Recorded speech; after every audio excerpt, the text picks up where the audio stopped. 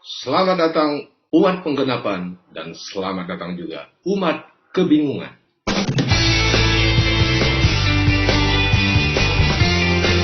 Sebagaimana sering saya bilang di awal-awal dulu kita bagi CIA maupun saya cukup lemah hafalannya. Jadi kadang kalau teman-teman bicara 2-3 orang, saya nggak ingat lagi apa yang dibicarakan tadi. Itu yang pertama. Kedua, Enggak, maksudnya kalau Ritu Wahyu itu bisa bertentangan dengan sejarah nggak? Gitu aja Pak Sumarlin. Tidak ya. Enggak boleh bertentangan dengan sejarah. Ayo wes nek ngono, Bapak Murtato segera dibaptis di Sigo, Pak. Iya. Jawabannya jelas. Ya, cuma yang menjadi masalah seperti yang saya sampaikan di awal ya.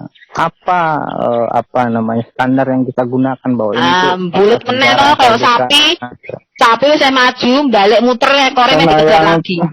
Ya, saya orangnya tipikalnya pemikiran saya terbuka ya. I'm open minded gitu. Saya menerima premis itu.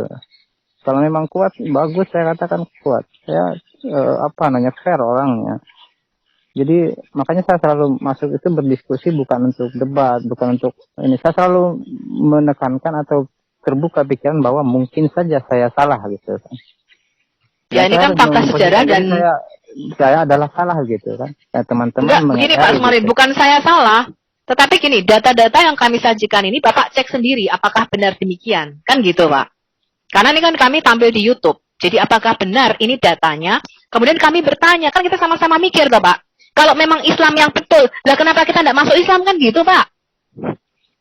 Baik, dong, karena kita sama-sama mencari keselamatan dong, betul enggak? Iya, benar-benar. Iya. Iya.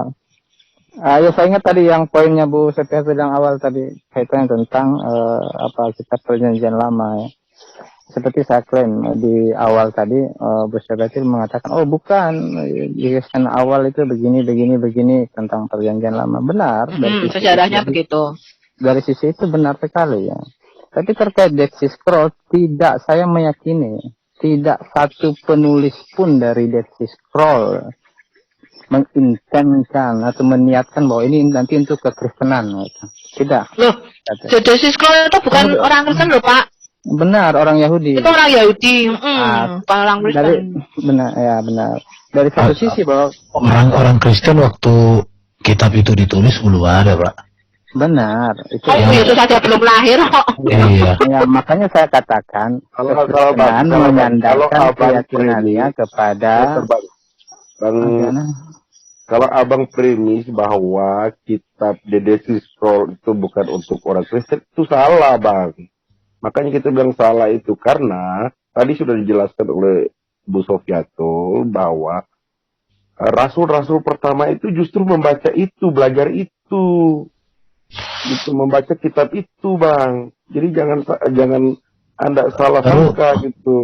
Baru nih supaya Pak Sumarlin, jarak hadis dengan baginda Nabi itu kan sekitar 200-an tahun ya, 200 tahun lebih lah. Tapi di dalam hadis ini pun belum final. Kenapa masih ada yang sahih, doib, maudu, apalagi palsu. Itu. Jadi ini pun sebenarnya baik sedikit mungkin saya ini. Kenapa bisa begini? Ya ini bagaimana memvalidasi ini palsu atau hadis? Baik. Sementara gini kan. Ya, ini Quran ini tidak bisa dipisahkan dengan hadis. Dengan istimah dan lain-lainnya, apalagi kalau tafsirnya kan udah ranah kepada lain-lain lagi tuh. Jadi ini menjadi perenungan untuk Pak Sumarlin ya. Ini aja masalah hadis sahih solid, siapa yang menentukan? Masa hadis sahih dan palsu itu ditentukan oleh orang zaman kini, sedangkan Bukhari yang lebih dekat dengan sejarahnya walaupun sudah berapa generasi diragukan. Apa kriterianya untuk meragukan? Dan tidak mungkin yang palsu dengan yang sahih disatukan. Bagaimana proses penulisannya ini? Apakah proses penulisan ini murni penulisan manusia sehingga bisa yang palsu dengan yang sahih disatukan? Atau memang ini dari Allah. Kalau dari Allah masa bisa disatukan? Ini menjadi perenungan-perenungan yang harus dipikirkan oleh semua orang lah. Mungkin yang menjawab ini harus profesor-profesor, tapi profesor pun menjawab ini nanti tak dia juga kurasa. Oke Pak Sumarlin, monggo. Ya, halo, terima kasih. Gimana suara saya? Jelas tidak? Jelas. Ah, ya. Mantap. Baik. Ya, terkait ilmu hadis sendiri mungkin teman-teman nanti boleh memberikan detail-detail pertanyaannya, coba saya jawab ya. Tapi bukan saat ini sekarang. Yang bisa saya berikan adalah mungkin saat ini adalah sedikit gambaran gitu tentang apa itu ilmu hadis, ilmu sanad, ilmu rijal. Ya. Sejak zaman Rasulullah punya murid-murid, punya sahabat-sahabat gitu.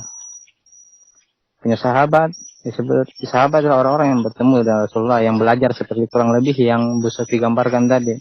Mereka belajar, mendatangi Rasulullah, belajar di situ, menghafal apa bacaan sholat, apa segala macam, bla bla bla. Memang setiap keseharian mereka seperti itu gitu. Itu satu.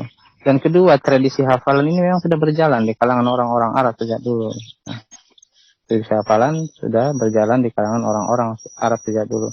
Bahkan kita tahu juga di dalam keyahudian juga begitu kaitannya dengan Torah lisan. Tentang detail-detail ritual itu diajarkan lewat Torah lisan, bukan lewat tanah. Kurang lebih seperti itu. Kemudian seperti apa sih gambarannya ahli hadis itu? Apa seperti gambaran ketemu di warung kopi ngobrol, saya mendengar nenek saya ngomong begini? Tidak demikian. Hadis itu science. Jadi orang-orang yang berkecimpung di dalam ilmu hadis adalah orang-orang yang dunia ini itu kecil bagi mereka, ya. Nggak ada artinya. Lebih penting mereka menjaga hafalannya karena ini tentang agama, bukan tentang warisan bapak mereka yang mereka jaga, bukan tentang ini dan itu. Karena ada ancaman ya. Man kadzdzaba alayya muta'ammidan falyatabawwa maq'adahu minan nar. Siapa yang berdusta atas namaku, kata Rasulullah, maka siap-siap. Ya? Boleh interupsi, Pak. Ya, silakan. Ini sedikit sebelum sekalian nanti ya. Jadi di zaman Quran dituliskan, di zaman baginda itu diturunkan 7 ahruf kan. Tetapi di 1924 dijadikan 1 dari semuanya. Cuman dalam penelitian terbaru Jasmine ada 37. Ini makin banyak. Baru di sini 7 bacaan, tapi di sini jadi 1 bacaan. Kok bisa jadi? Atas otoritas apa mereka menjadikan jadi 1 bacaan? Masalah kiraat sudah kita bahas. Tapi kan saya mengatakan salah orang yang mengatakan bahwa Al-Quran itu sama semua titik komanya segala macam. Iya. Kalau dari sisi otoritasnya dari mana? Dari para pemikul sanad ya. Tapi nanti bisa saya ini kan lah. Bagaimana Bapak menjelaskan sanadnya itu lagi dari 620 sampai 1924? Sampai saat ini orang bisa menyebutkan. Jadi sampai detik ini sanad itu masih hidup. Orang bisa menyebutkan dari guru di atasnya, dari guru di atasnya sampai kepada Rasulullah. Dan itu bisa terverifikasi dari setiap orang. Oke Pak Sumarlin, mantap. Ya, seperti itu. Ada tadi itu yang ngomong tadi. Ya, boleh saya. Termasuk kitab dan tulisan ya. Termasuk tulisan misalnya Sahih Bukhari, terus Musnad Ahmad dan lain-lain gitu. Kemudian tadi ada pertanyaan kenapa ada Albani memverifikasi hadis sekarang dan kemudian semuanya menjadi bullshit gitu kan. Ya. Silakan yang mau bicara dulu kalau gitu. Dari Bapak membahas mengenai Quran dan hadis. Pertama Qurannya dulu deh. Rasul tahun 610 ya Pak ya. Iya, silakan. Apakah Bapak sebagai umat Islam menyadari ya, bahwa Musa dan semua nabi-nabi Bani Israel sampai Al-Masih itu adalah pemeluk kepercayaan Yahudi. Mereka mengimani penciptaan Adam dari kitab suci Yahudi. Nah, tiba-tiba pada abad ke-7 nyusul Quran terjadi. Umat Islam mengimani akidah Yahudi dari kitab suci agama Islam. Jadi akidah agama lain diimani dari kitab suci agama Islam. Apakah Bapak nggak sadar bahwa Tauhid Musa itu adalah akidah agama non-Islam? Kenapa Bapak nggak pernah sadar, menyadari hal itu ya? Baik, terima kasih Pak. Bagus sekali poin yang Bapak sampaikan. Baik, saya jawab ini kalau begitu. Bahwa mengimani dari Yahudi, dari bukan Islam, segala macam. Di dalam keyakinan keislaman bahwa pencipta kita itu di sepanjang zaman sebelum kita ini menurunkan tuntunan-tuntunannya kepada manusia yang mungkin kita sebut dengan agama kalau bahasa Indonesianya.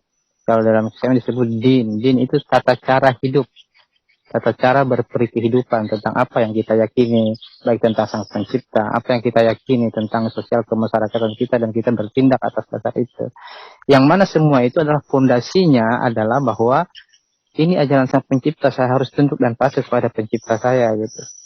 Tentu memang seperti yang kawan-kawan bilang ada kemiripan dengan dari namanya dari agama ini, dari agama itu, dari bla bla bla segala macamnya. Memang demikian manusia.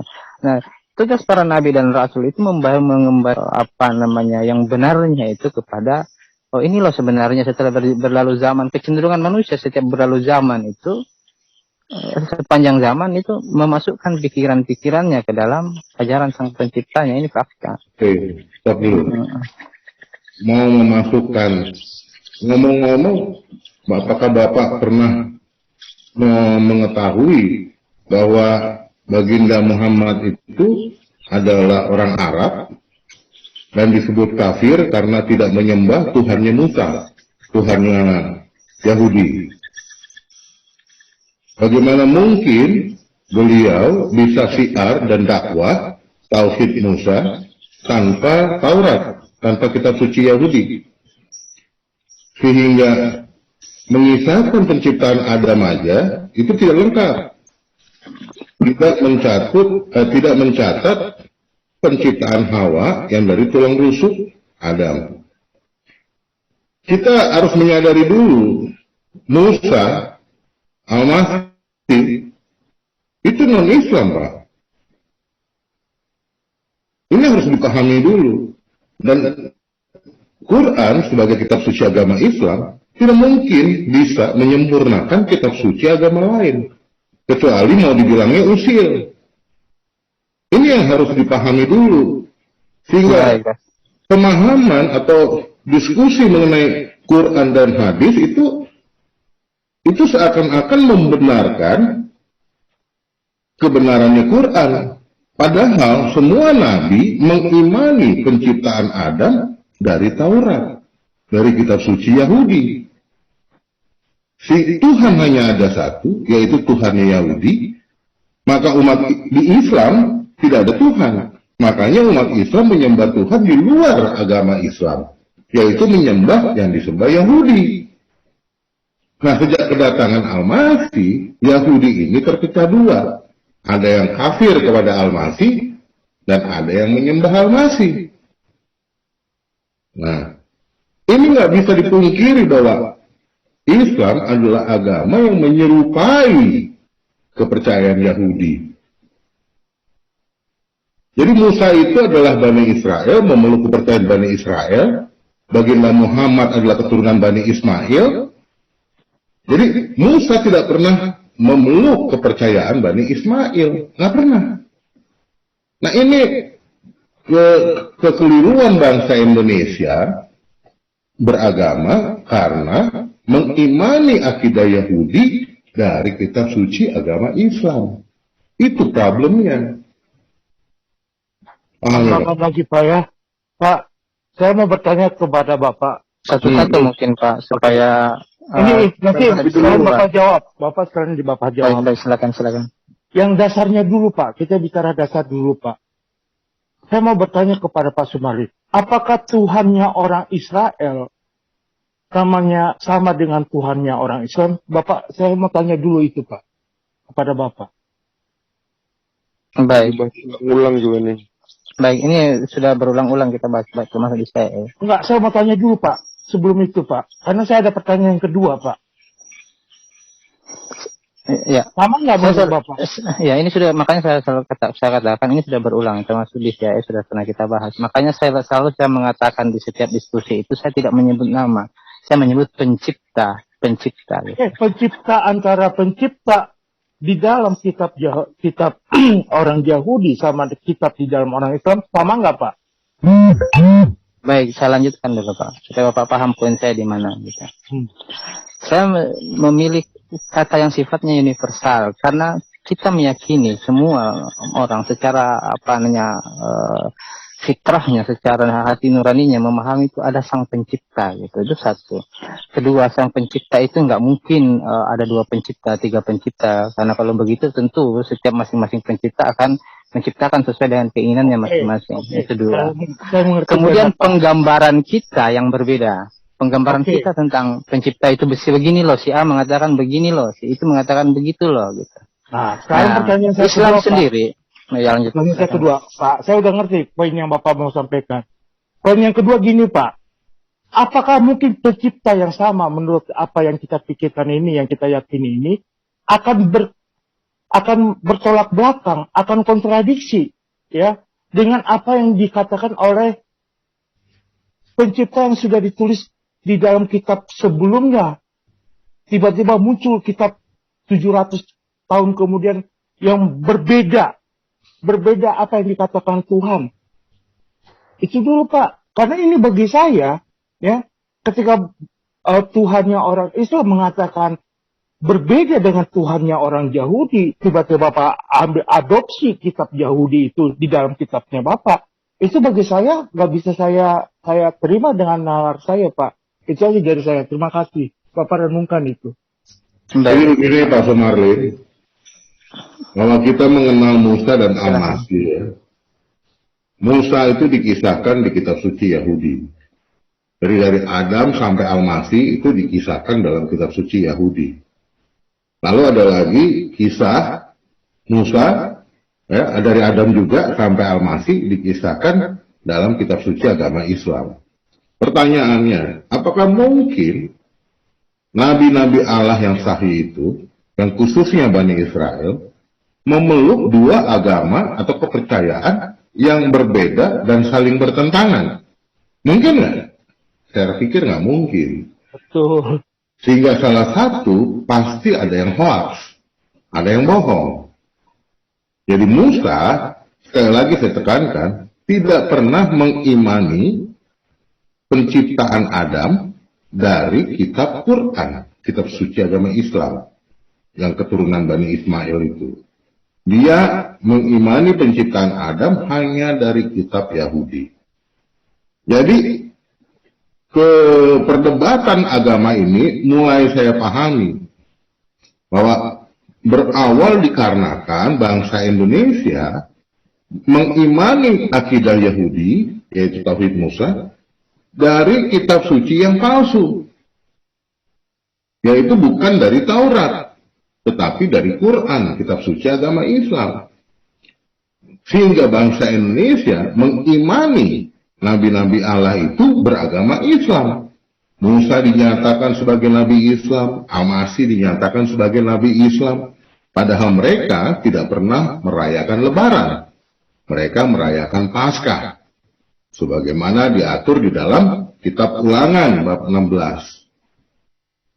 Gitu. Jadi keliru kalau kita membahas Tauhid Musa, membahas akidah kepercayaan Yahudi dari perspektif Islam.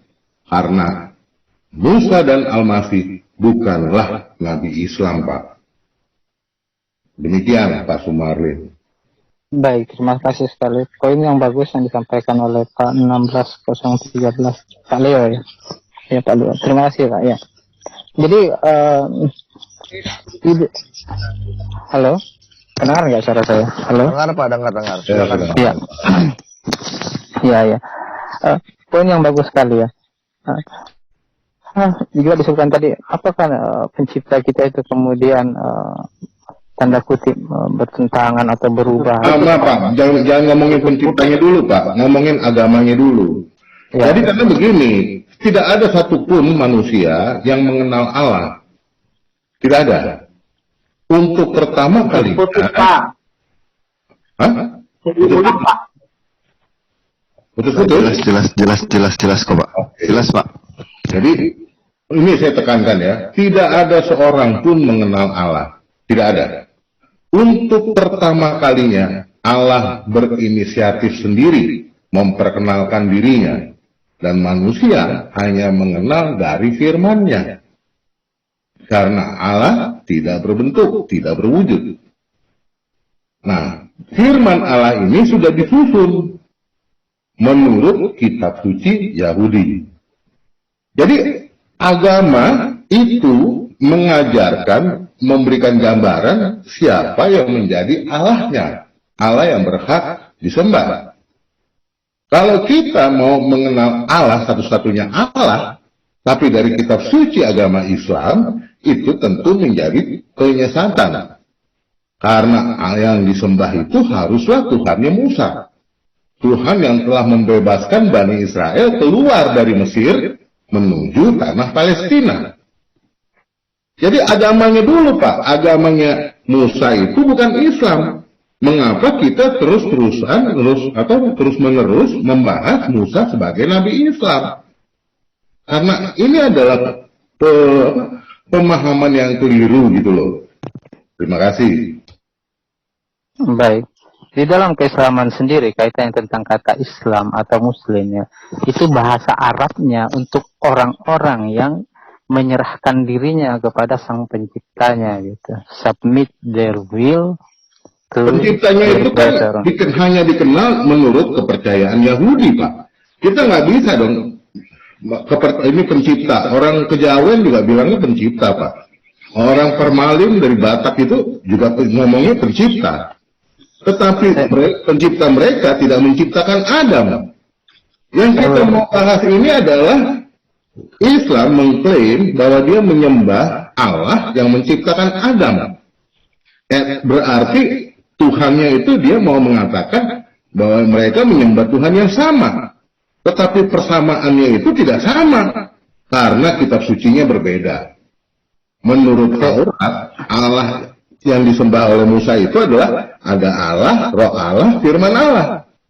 Keesaannya itu ada di dalam tiga Allah itu. Dialah yang disebut Tuhan yang Maha Esa.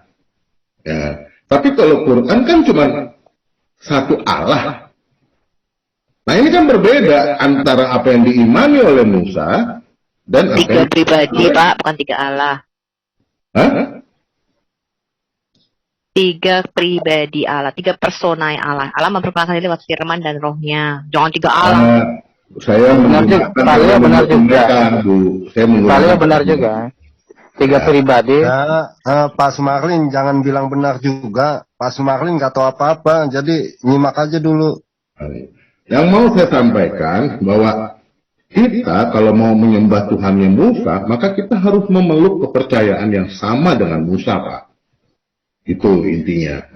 Kalau berbeda agama, maka disebutnya kafir. Jadi baginda Muhammad itu adalah kafir atau goyim, Pak, buat orang Yahudi. Dia tidak mungkin menjadi nabi terakhir. Ya, kemarin ada orang kafir mau jadi gubernur aja nggak bisa di DKI ini. Apalagi mau jadi nabi, nggak mungkin, Pak. Begitu. Jadi dipahami dulu bahwa agama Islam itu bukanlah agama para nabi. Makasih ya, Pak. Saya mau tambahin Tidak boleh. Boleh Pak. Ntar biar ditanggapi dulu. Kebanyakan nanti nggak jelas ini. Ya nanti sabar teman-teman, sabar. Nanti Pak Sumarlin disangka dikeroyok lagi. Ya silakan Pak Sumarlin. Iya, saya mohon. Benar Pak, tiga Allah Pak. Bapak nggak tahu. Silakan Pak. Ya, nanti saya jawab itu.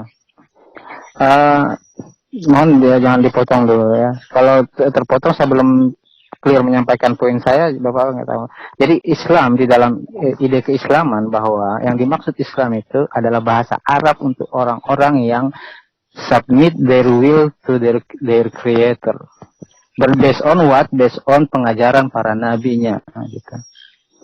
Seperti itu Islam. Makanya di surat Az-Zariyat itu tentang malaikat yang datang kepada kaum Lut, dia berkata kepada Ibrahim bahwa kami akan menghancurkan kaumnya Lut. Kenapa? Karena di sana kami tidak ketemu satu rumah pun, rumah orang-orang Muslim. Gitu. Itu salah lagi, Pak. Sodom dan Gomora bukan kaumnya Lut. Gimana? Salah sejarah lagi ini. Begini loh, Bang Marlin. Apa. Maksudnya begini tadi Bang Marlin.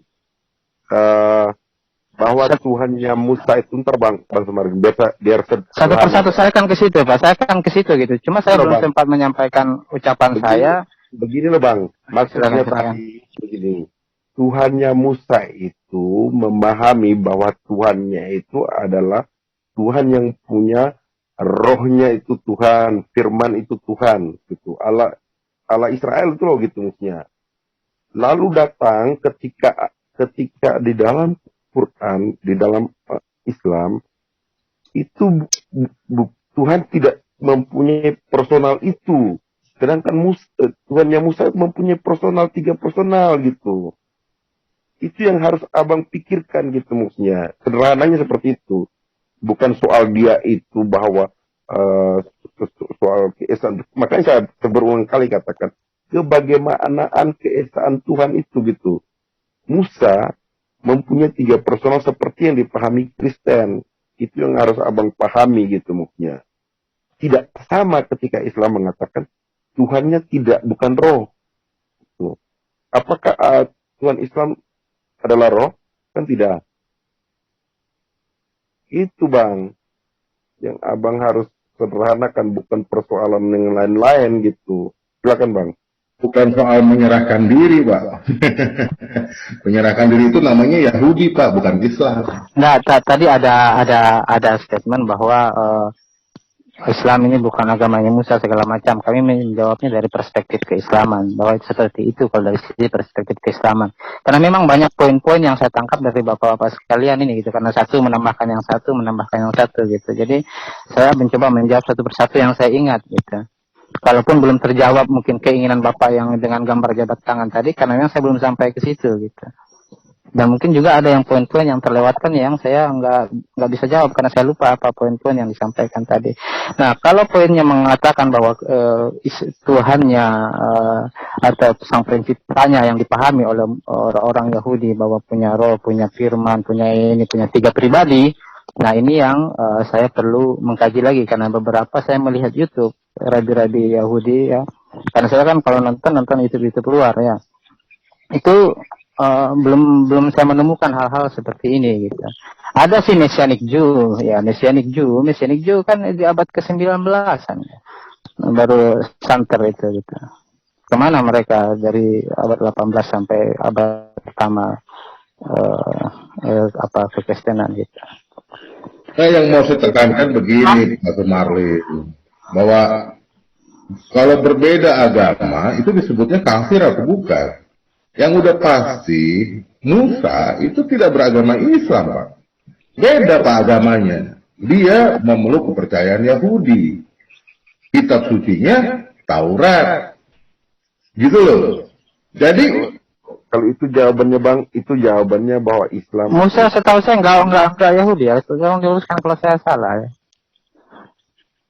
Oh ya. gimana? Ini ada beberapa poin yang saya ini kan Saya Yahudi lah Pak Sumarlin. Masa Musa nggak Yahudi ya? Pak Sumarlin, ada beberapa poin yang berdasarkan penjelasan Bapak perlu saya berkaitan kata Muslim, Islam. Islam itu Bapak bilang itu berserah diri. Kalau merujuk kepada tafsiran Ibnu Abbas, Al-Baqarah 131, jelas dikatakan bahwa Islam itu artinya surrender, menyerah, tunduk tanpa syarat. Iya, kedua, jadi beda sekali antara berserah. Kalau berserah diri, berarti saya aktif berserah terhadap Allah Subhanahu wa Ta'ala. Tetapi kalau saya surrender, menyerah, tunduk, itu berarti dipaksa saya untuk mengakui Allah Subhanahu wa taala. Jadi itu beda antara berserah dengan menyerah tanpa syarat. Kedua, berkaitan masalah soal Yahudi, Tuhannya Yahudi, apakah sama dengannya Tuhan Islam? Di Al-Quran sendiri mengutip pernyataan Yahudi yang mengolok Allah Subhanahu wa taala. Itu bisa kita lihat pada ayat ayat surah kelima ayat 64 dikatakan Tuhan terbelenggu, Allah terbelenggu. Artinya Yahudi di situ mengolok-olok Tuhannya Islam. Tidak mungkin kalau Tuhannya Islam itu sama dengan Tuhannya Yahudi. Itu aja poinnya yang saya mau sampaikan. Satu penambahan saya lagi, Bang Sumarlin. Tuhannya Yahudi, Tuhannya Musa itu, Tuhannya berbicara langsung dengan Musa. Tuhannya berteofani. Berteofani dalam rupa tiang awan dan tiang api. Berbicara langsung dengan Musa. Itu. Jadi samanya gimana, Bang? Gitu maksudnya. Sedangkan Tuhannya Abang kan tidak bisa berbicara kepada manusia. Gitu. Baik ya, kalau kaitannya tentang bicara di dalam keyakinan keislaman, kita meyakini ya, ada makhluk-makhluk, ada manusia-manusia yang diajak berbicara oleh Allah. Pertama Musa, makanya Musa dikatakan Al-Kalim ya. Al-Kalim itu artinya orang yang diajak bicara oleh Allah. Kedua Rasulullah Muhammad. Ketiga Isra Mi'raj. Allah mendekat dengan sekitar 2 jarak busur panah, kemudian berbicara kepada Muhammad SAW dari balik tabirnya, tabir cahaya. Bukan Allah, itu Jibril, Pak. Boleh saya tambahkan sedikit? Aduh, nanti Pak, maaf Pak, kita topiknya nanti ngelebar-ngelebar, kesian Pak Sumarlin nih. Satu aja belum fokus. Iya, maksud saya, tentang dongeng nih Pak. Tentang dongeng tadi, aja dia belum bisa jawab nih Pak. Tadi tentang dongeng, tentang apa segala macamnya. Iya, kita lompat sana sini gitu. Justru kan begini, saya memposisikan diri di sini. Ya, saya memposisikan diri di sini sebagai bukan sebagai narasumber, tapi sebagai orang yang tanda kutip bodoh lah gitu. Pengen diajarin teman-teman. Kemudian teman-teman menyampaikan premis-premis kepada saya, begini loh, sehingga dikatakan itu fakta sejarah, begini loh, itu sejarah. Yang mana saya melihat dari semua premis itu kalau kita apply kepada Islam itu bisa juga gitu kan, seperti itu. Ini Pak, Bapak keliru memilih Islam untuk menyembah Tuhannya Musa. Nggak mungkin Bapak bisa menyembah Tuhannya Musa kalau agama atau kepercayaan yang Bapak imani itu berbeda. Itu maksudnya Pak. Jadi kita berdebat seakan-akan Musa itu Islam. Bapak masih meyakini Musa itu Islam. Itu problemnya. Padahal Musa bukanlah Nabi Islam Pak. Bapak keliru menyembah Tuhannya Musa dengan memeluk agama Islam. Itu poin saya, Pak. Baik. Ya. Sepanjang sepengetahuan kami ya, di zaman Rasulullah ada orang-orang Yahudi. Gitu. Mereka tidak berbantah-bantahan tentang pencipta kita sama atau tidak gitu. Tuhan kita sama atau tidak gitu. Yang mereka berbantahan itu wahai engkau Muhammad, apakah kamu nabi yang kami tunggu itu gitu.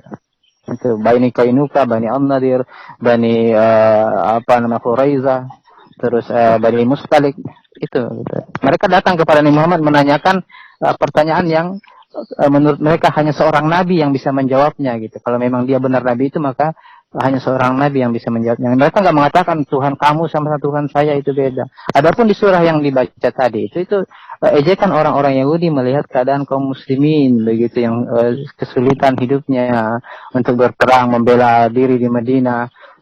Makanya katakan yadullahi maglula, tangan Allahnya itu terbelenggu, kikir gitu, nggak mau memberi mereka rezeki gitu. Artinya sama apa tuh Pak? Pak, artinya sama apa Tuhan?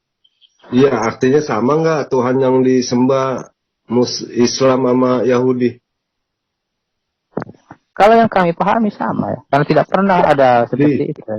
Tentang Seandainya memang peristiwa- itu terjadi, maka akan penuh buku-buku hadis kami tentang hal seperti itu. Ini kan tadi Pak Sumarlin cerita tentang diejek, ya Tuhannya belenggu lo, Tuhan lo nggak bisa nolong lah, kasarnya begitu. Artinya sesembahan orang Islam waktu peristiwa itu sama nggak sama Yahudi?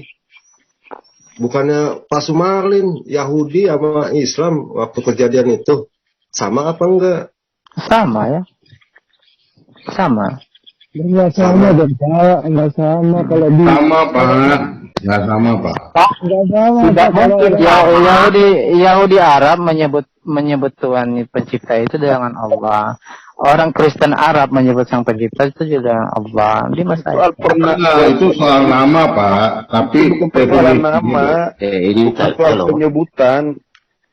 Pak, tidak mungkin sama kalau orang itu mengolok-olok Tuhan yang sama. Ini. Itu mustahil. Itu logika dasar, Pak. Ini baik, itu poin bagus sekali ya. Poin yang bagus sekali. Tidak mungkin sama kalau mengolok-olok. Belum tentu.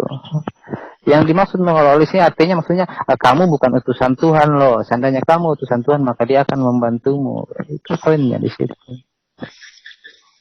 Dia tidak mengatakan tidak. Saya ambil contoh demikian. gini Pak, saya ambil contoh lah, gak usah dulu bicara Tuhan Pak. Saya pengikut Prabowo, ya. Bapak biasanya pengikut di luar Prabowo. Saya akan mengolok-olok apa yang menjadi idola Bapak. Iya. Ketika saya mengidolakan Prabowo. Iya. Itu logika dasarnya Pak. Tidak Baik, boleh saya jawab. mengolok-olok Iya, sepanjang saya tanpa misalnya ada yang berbeda. Nggak mungkin sama Pak, pasti yang berbeda Pak. Itu logika dasarnya Pak. ya itu logika yang Bapak ya. Tapi sepanjang saya browsing, sepanjang saya menelaah belajar waktu saya belajar dulu ya.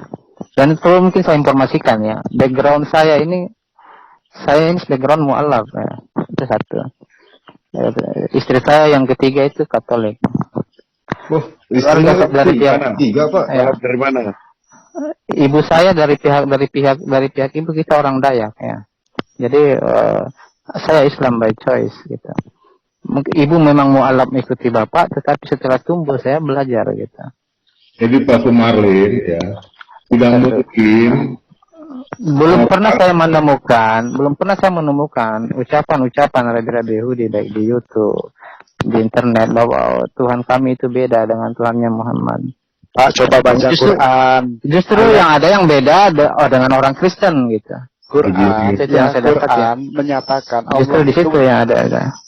Allah sendiri menyatakan untuk Tuhannya orang Yahudi menyebutnya sebagai Tuhannya. Ya, jadinya Allah sendiri yang membedakan. jadi, Coba baca banyak ayat. Baik, ini sudah dibahas kemarin ya, semalam tentang kaitannya dengan Ini asma wa Pak sifat. Sumarlin. Mungkin Bapak nggak menghadiri kayaknya. Dan waktu tadi malam itu saya terpentaklar waktu mati HP. Pak Sumarlin. Jadi kalau Bapak memahami Tuhannya Musa dari kitab suci Al-Quran, itu udah pasti sesat Pak. Nggak mungkin Pak bisa. Jadi mengenal Tuhannya Musa harus dari kitab sucinya mereka Pak. Memeluk Nah, mereka. di sini baik saya potong sedikit Pak. Mohon izin saya potong. Di sini tanda kutip aja kesalahan berpikir teman-teman ya. Saya berpikir bahwa Islam yang diajarkan Muhammad itu tentang rububiyah. Bukan itu poinnya, tapi tentang uluhiyah. Makanya ada premisnya Pak Justin kemarin, setan aja tahu bahwa Tuhan itu satu gitu. Begini Pak, ya, kalau Bapak mau mengatakan bahwa Tuhannya sama, berarti kan Bapak mau menyembah Tuhan di luar agama Islam. Kan gitu ya, kan menyembah Tuhannya persembahannya Yahudi. Kan Tuhan hanya ada satu Pak. Jadi Bapak memeluk agama Islam, tapi menyembah Tuhan di luar agama Islam. supaya Tuhannya sama. Nah, padahal Quran itu menghalangi Bapa menyembah yang disembah kafir Yahudi. Nah, jadi nggak mungkin Bapak menyembah Tuhan yang sama dari kitab suci yang berbeda. Impossible. Begitu Ini Mas. saya tambahkan Begini, sebelum itu. Begini aja Pak Sumarlin. Bentar. Begini aja Pak Sumarlin. Kalau Pak Sumarlin tetap melandasi bahwa Tuhan itu sang pencipta langit dan bumi yang esa, kejawen juga Tuhan sang pencipta langit dan bumi yang esa. Apakah Tuhan yang sama dengan Tuhannya Bapa? Baik, ya saya jawab, ini poin yang bagus sekali ya. Makanya di dalam penuh di dalam Al-Qur'an itu ya, wala in sa'altahum man khalaqas samawati wal ardh la yaqulunna Allah. Kalau kamu mau tanya kepada mereka siapa pencipta langit dan bumi, itu mereka mengatakan Allah. Yang maksud di sini bahwa ada pencipta satu gitu. Pertentangan Muhammad dan kaumnya itu bukan tentang siapa sang pencipta, tetapi bagaimana cara mengagungkan dia. Menurut orang-orang musyrik adalah dengan cara melalui perantara. Saya khawatir ya, yang diagungkan oleh Muhammad itu bukan Allah yang benar, tetapi Allahnya dia, yaitu Tuhan negeri Mekah. Kita nggak mau dong, ini kan namanya penyesatan akidah agama kami, Pak. Nggak boleh dong Islam hadir untuk menyesatkan akidah agama lain. Nggak boleh begitu. Saya bisa memahami protesnya Ya. Pak siapa tadi. Sebentar, Pak Sumarlin, sabar. Teman-teman Silakan. kasih apa sih teman-teman yang recent study ini ya. Yang lain udah ini sabar dulu. Ya Pak Salom, silakan buka Pak Salom. Ya, terima kasih, Salam. Terima kasih Pak Pian. Jangan Pak Pian, dulu. saya bisa dikasih kesempatan 3 menit, dan kalau bisa saya mau share screen karena saya mau jawab pertanyaan Pak Sumarlin. Pernyataan Bang, saya nggak bertanya. Ya, silakan Pak. Pertanyaan Pak Sumarlin. Saya share screen bisa 3 menit paling lama. Ya sebentar Pak. Siap, siap. Pertanyaan pertama yang saya catat, saya dengar ikuti dari tadi, bahwa Pak Sumarlin mengatakan perjanjian lama tidak pernah membicarakan tentang kekristenan.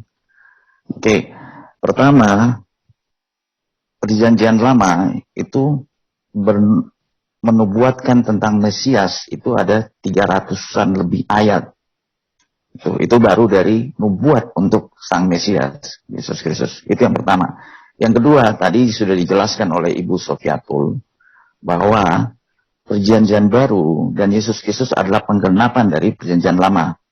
Dan itu ada dasarnya yang saya mau tunjukkan di sini Pak Sumarlin. Nih.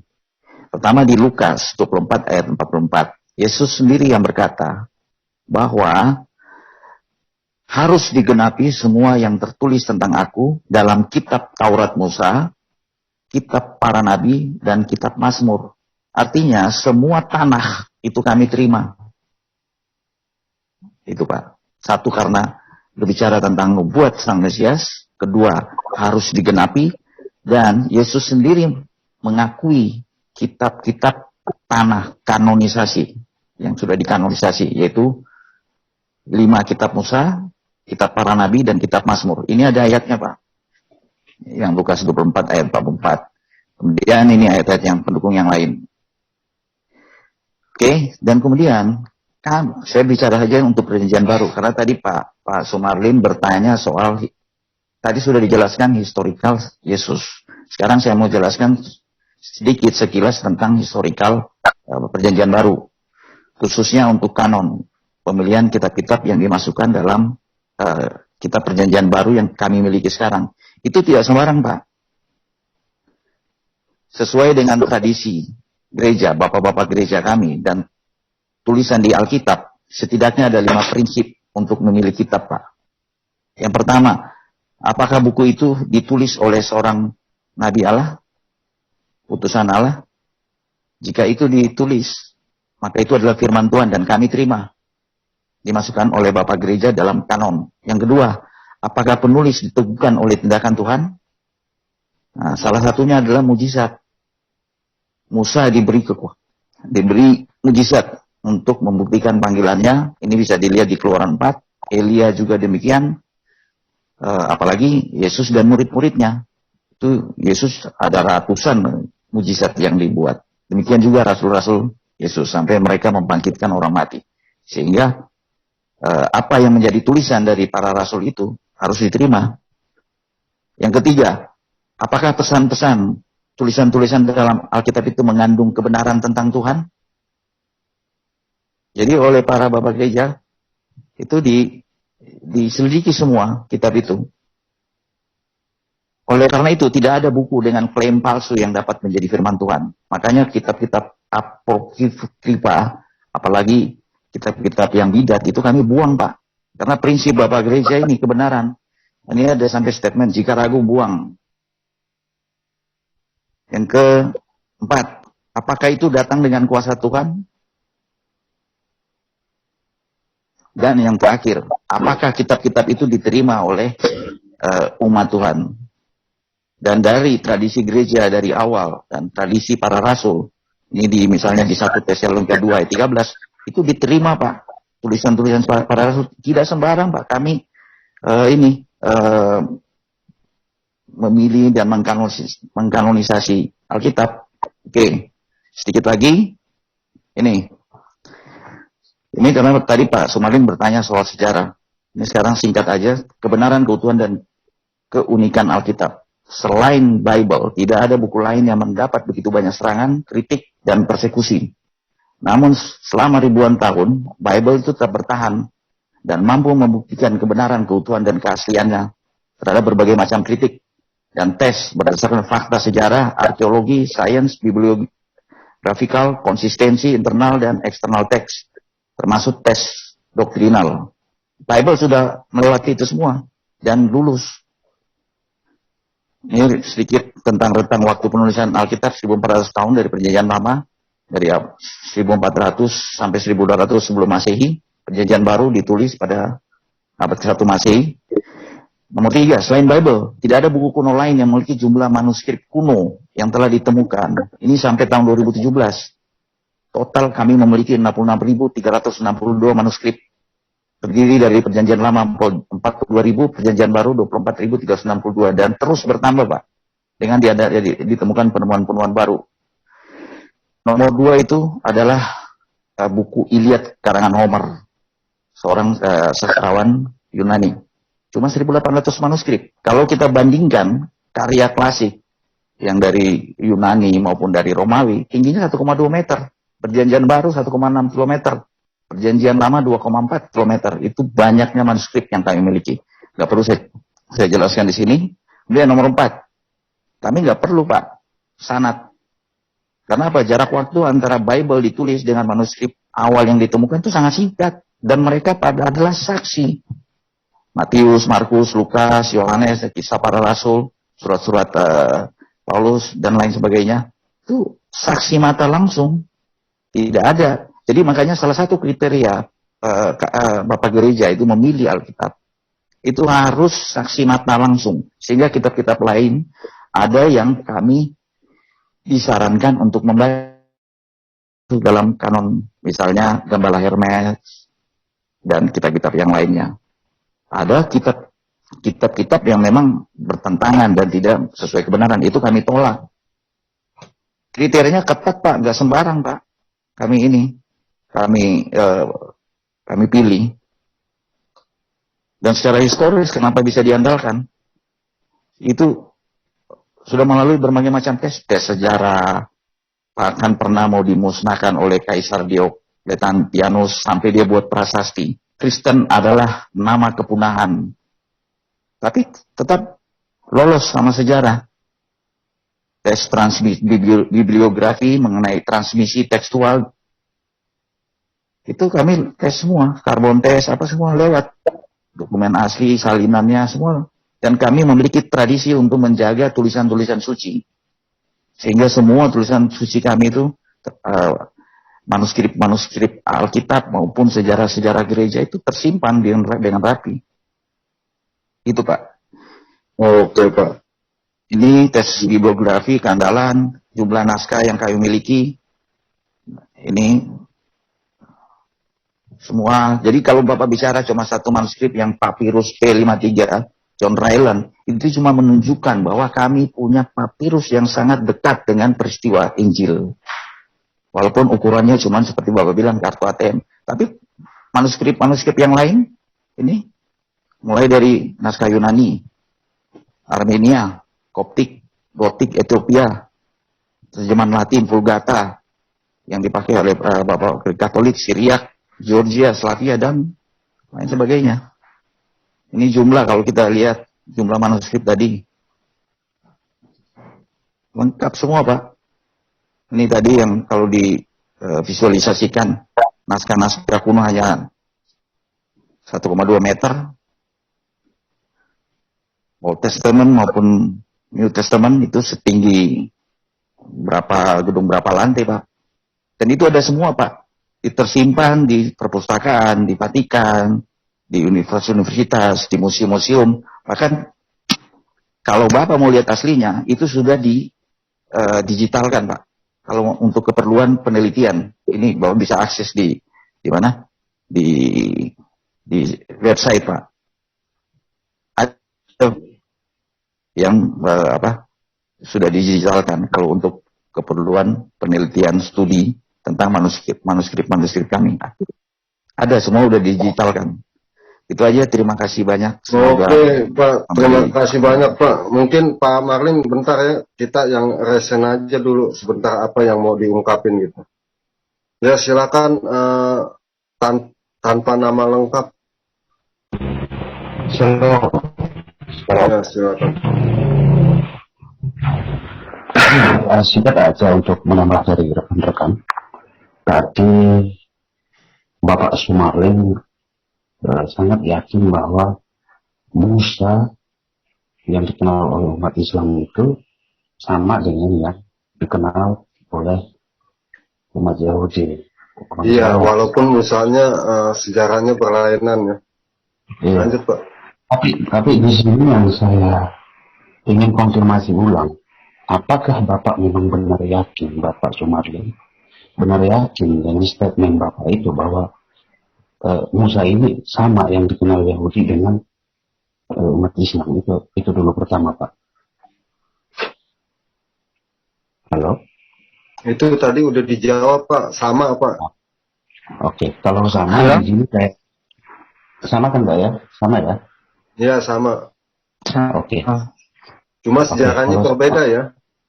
Kalau memang sama, setahu saya di dalam Quran, Musa yang ada di dalam Quran tidak pernah menyebut Allah SWT dengan sebutan Bapa. Sementara Musa dari Keluaran sampai Ulangan sampai nabi-nabi berikutnya menyebut Tuhan mereka dengan sebutan Bapa, Hasim. Salah satu contoh Ulangan 32 ayat 6 itu, Musa berkata bahwa di situ Tuhan itu adalah Bapa. Begitu juga Yesaya, Daud juga begitu, sampai kepada Yesus juga begitu.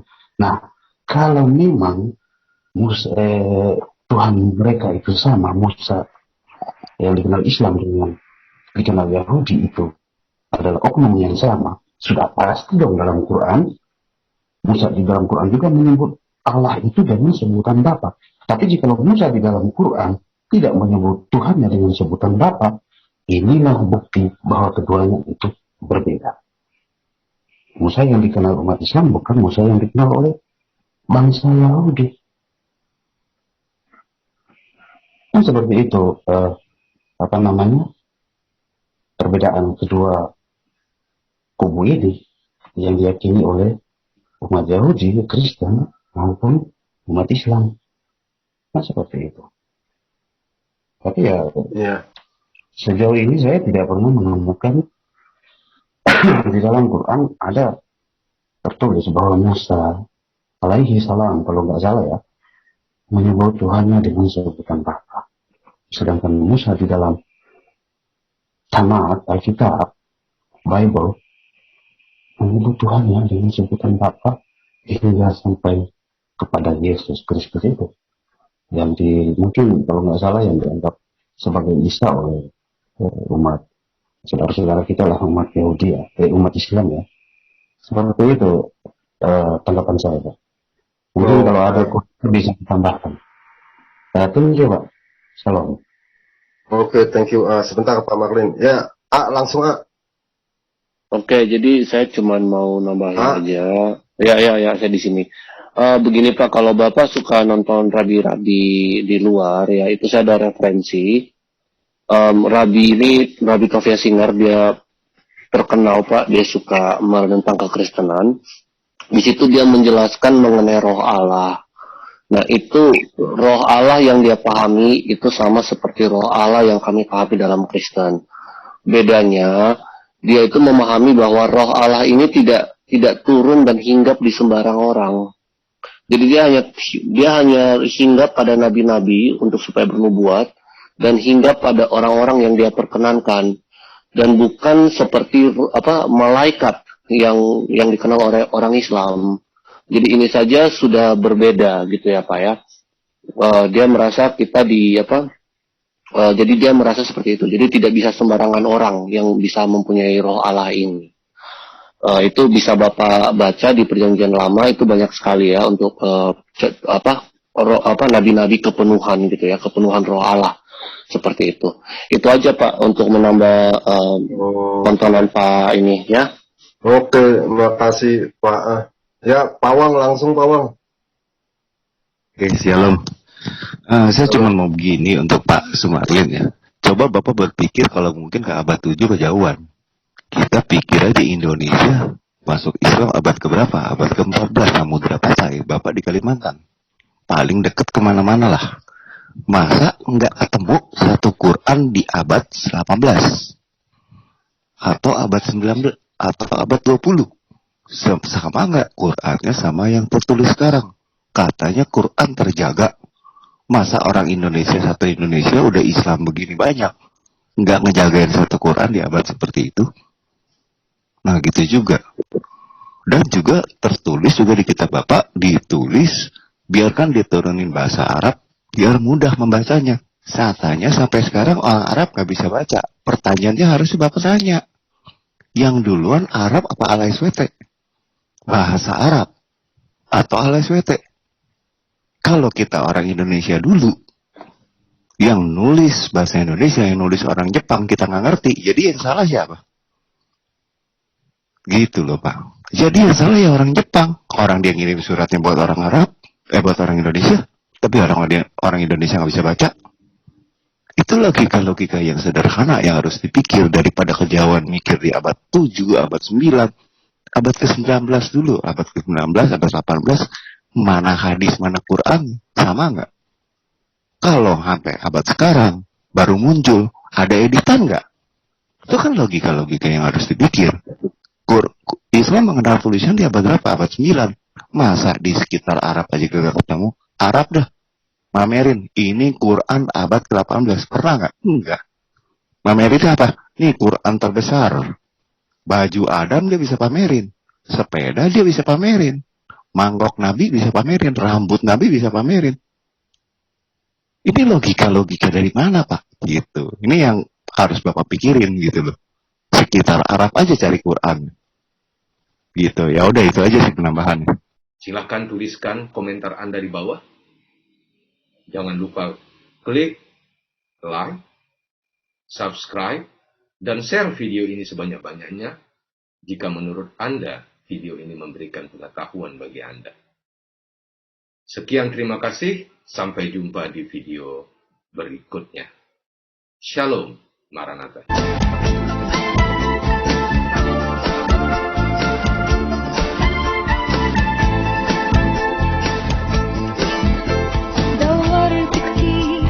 على شيء يسعدني حاولت الاقي حاجة تشبعني وفضلت تايه في الدنيا هايم قلبي لسه عطشان سمعت واحد بيناديني قال تعال